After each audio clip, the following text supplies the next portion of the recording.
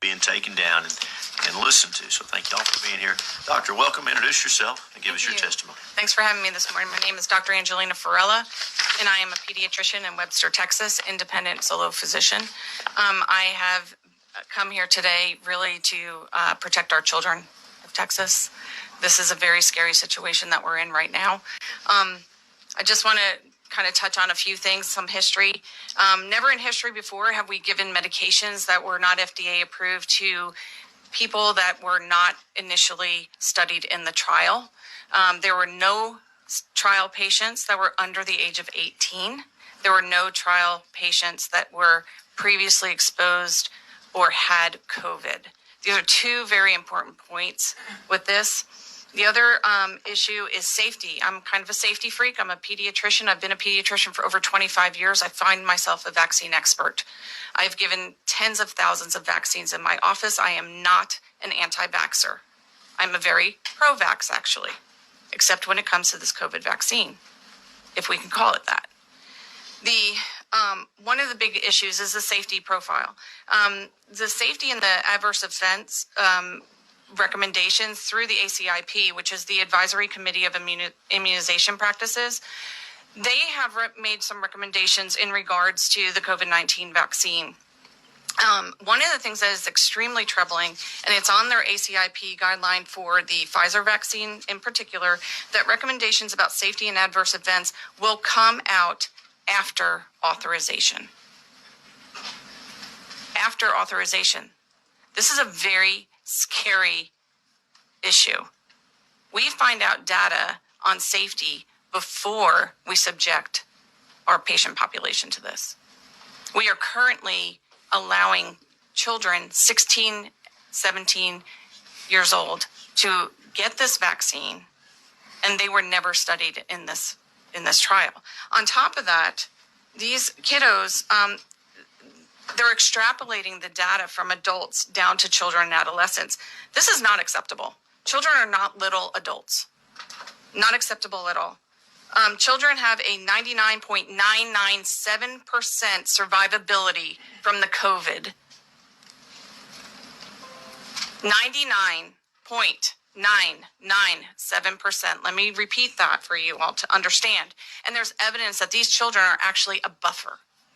What that means is that these children actually, for some reason, do not spread the disease. Children are not super spreaders. So what we're doing to our kids right now is actually criminal.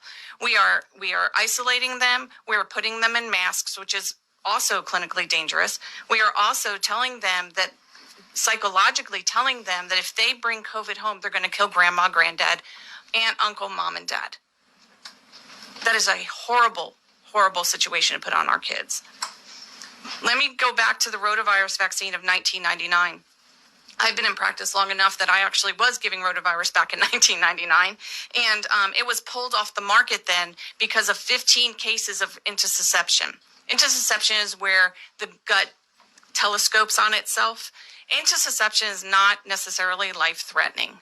It sometimes self-reduces, but the rotavirus vaccine was actually pulled immediately, and we stopped giving it to our kids. And what has happened with this particular vaccine is appalling to me. We have in excess of 4,000 deaths, and this thing has not been pulled yet.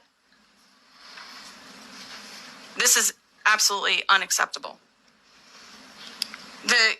On top of that, a few years ago, maybe some of you don't understand that we had a flu pandemic in 2017, and it killed 95,000 Americans.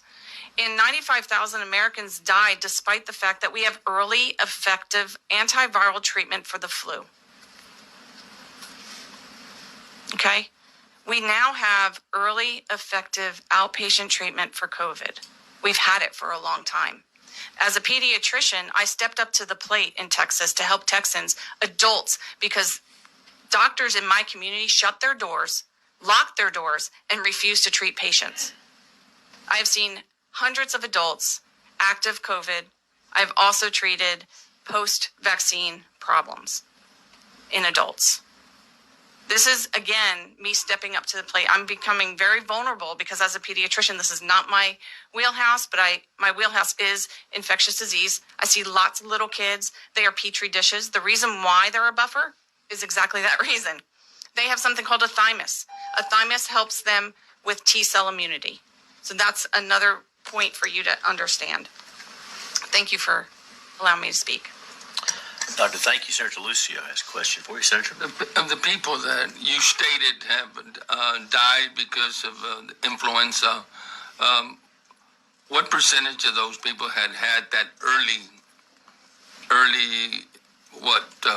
Early effect, like Tamiflu or amantadine or other antibiotics. I mean, were these people that died that didn't have any kind of medication? Well, that's a very interesting question because the way the influenza is recorded, it is not an actual reportable disease in some counties, states. So the national numbers through the CDC are estimates, but we know that it's available. I understand that, but you see, you led me to believe that they had died, even though there's availability to that medicine. But you led me kind of to believe in your presentation that they had died, even though some of them had taken. I'm sure there were some that did take it. Yes, there's high risk individuals that we can only do so much. Well, we don't have. But there's no statistics or anything. Correct. Are you here testifying for yourself or for your profession, your pediatricians, let's say, of Texas? Myself. Yourself. Okay. Thank you. Thank you, Senator. Any other questions for the witness? Senator Hall. With your experience, you're talking about going back to 1999 or maybe before, has there been another vaccine that had the high incidence of serious hospitalizations and deaths that this vaccine is now showing? Not to this extent. Absolutely not. Not even, this one. Not even close. Not even close. Any other vaccine would have been pulled from the market. Absolutely, it would have been pulled probably within the first few, just Right. as we've seen in the past. What was it? And have you seen any other vaccine that was put out for the public that skipped the animal test? Never before. Skipped